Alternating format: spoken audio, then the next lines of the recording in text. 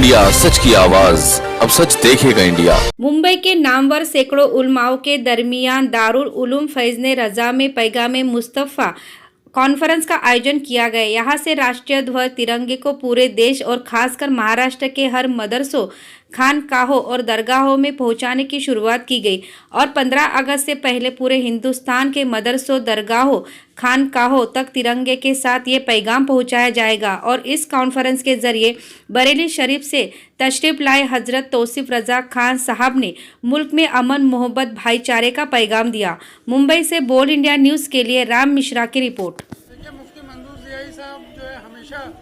अच्छा प्रोग्राम और इस तरीके का कार्यक्रम करते रहे हैं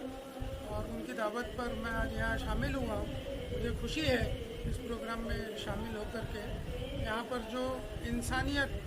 और प्यार, मोहब्बत, अमन, सुकून का जो ये पैगाम दिया जा रहा है, ये पैगाम पूरे देश में लोगों तक जाए ताकि पूरे देश में अमन, चैन, शांति और इंसानियत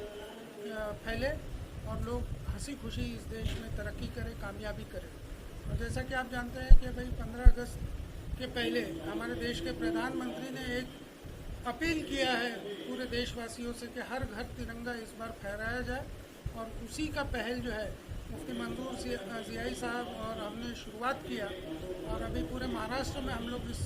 पैगाम को लेकर के जाएंगे आने वाले दिनों में, ताकि महाराष्ट्र के जितने भी अदारे हैं मुसलमानों के, चाहे वो मदरसा हो, चाहे वो मस्जिद हो,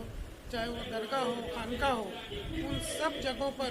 वैसे भी झंडा फहराया जाता है, लेकिन इस बार कोई भी हमारा जो है ऐसा जगह ना बचे। जितने भी घर हैं, जितने भी हमारे अदारे, उन सब जगह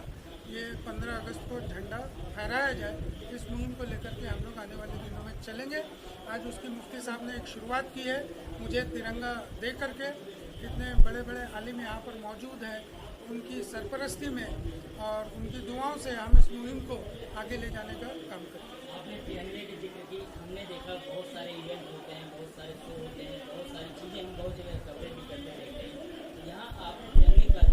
बुके देते हैं, शॉल देते हैं, आपको शॉल दिए गए, तिरंगा दिए गए, उसका कुछ कहना चाहिए उसके बाद? देखिए, मुफ्ती मंजूर ज़ियाई साहब ने जो प्रधानमंत्री का कॉल है,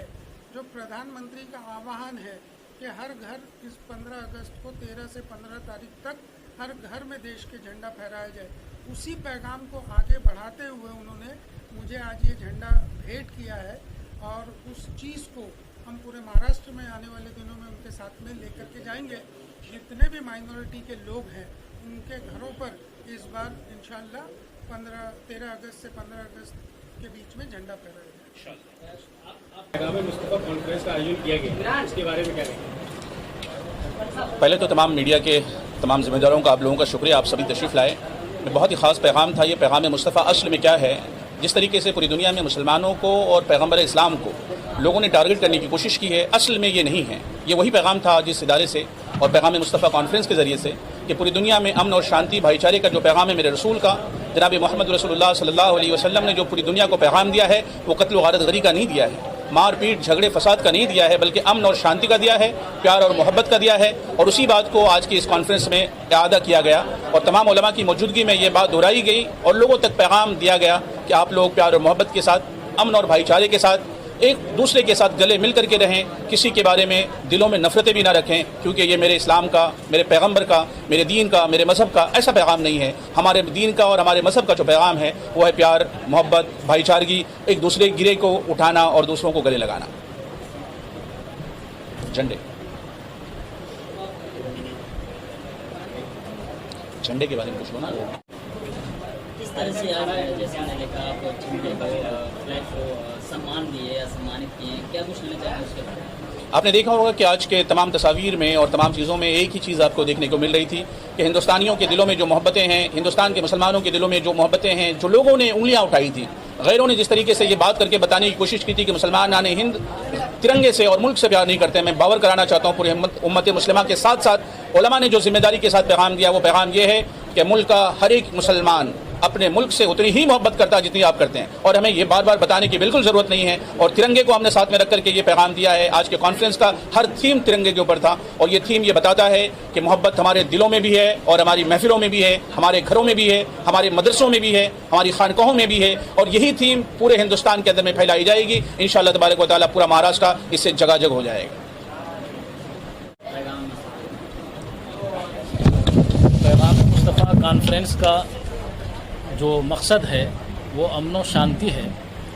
और हमारी जमात के मुक़्तदिर आलिम दीन मौलाना मुफ्ती मोहम्मद मंजूर आलम ज़ियाई, चीफ़ काज़ी ऑफ महाराष्ट्र, इन्होंने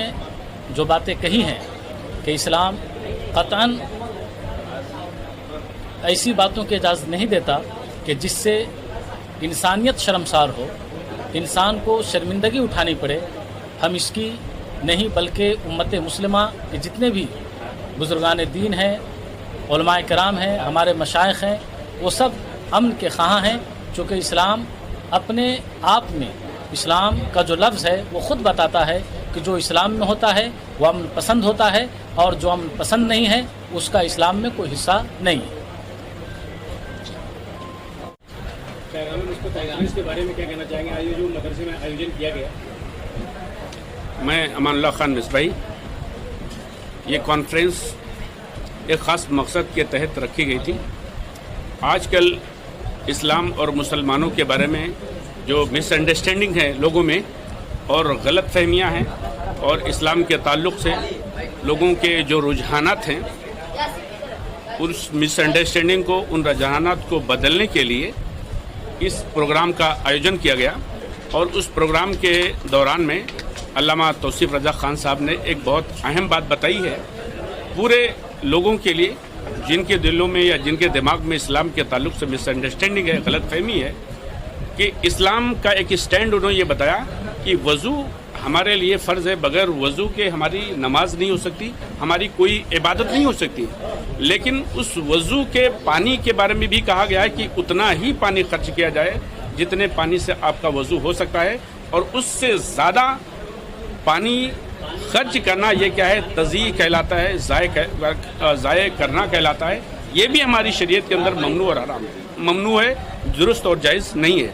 आप ज़रा अंदाज़ा कर सकते हैं कि जो इस्लाम या जो पैगम्बर इस्लाम इस बात की तालीम देते हों कि फ़र्ज़ नमाज की अदायगी के लिए जो वज़ू बनाया जाए, उस वज़ू के पानी के साथ में भी क्या है, ज़्यादती नहीं होनी चाहिए,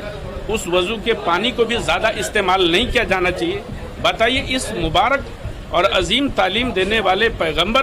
का जो दीन है, वो इस्लाम है, वो कैसे इस बात की इजाज़त दे सकता है कि किसी के साथ आप ज़्यादती करें, या कानून आप हाथ में लें, या अनाप शनाप बकें, या इस किस्म की जो भी चीज़ें हो रही हैं इस ज़माने में, इस माहौल में जो भी चीज़ें हो रही हैं, उन तमाम चीज़ों की तरदीद भी करता है इस्लाम, और मुसलमान तरदीद करता है, और इस बात का पैगाम देता है कि देखिए, जो कुछ भी ये सारी चीज़ें हो रही हैं जो कानून के ख़िलाफ़ या इंसानियत के ख़िलाफ़ है, इसका ताल्लुक़ इस्लाम से ज़र्रा बराबर भी नहीं है, उसका रिश्ता और नाता इस्लाम से कुछ भी ज़र्रा बराबर नहीं है।